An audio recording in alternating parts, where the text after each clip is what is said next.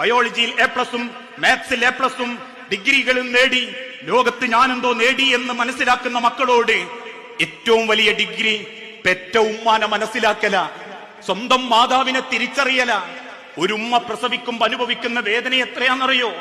ശരീരത്തിന്റെ കൈയിന്റെ എല്ല് പൊട്ടിയാൽ 10 ദിവസം ഉറക്കം വരാതെ തിരിഞ്ഞും മറിഞ്ഞും കിടക്കും നമ്മള്. ആ എല്ലൊന്നും ചേർക്കാൻ വേണ്ടിയിട്ട് എന്തു മരുന്നും പുരട്ടും. എന്നാൽ ഒരു ഉമ്മ പ്രസവിക്കുമ്പോ ആ ഉമ്മാന്റെ ശരീരത്തിൽ അനുഭവപ്പെടുന്ന വേദന വൈദ്യശാസ്ത്രം രേഖപ്പെടുത്തി 22 എല്ലുകൾ ഒരുമിച്ച് പൊട്ടുന്ന വേദന. എങ്ങനെ? 22 എല്ലുകൾ ഒരുമിച്ച് പൊട്ടുന്ന വേദന.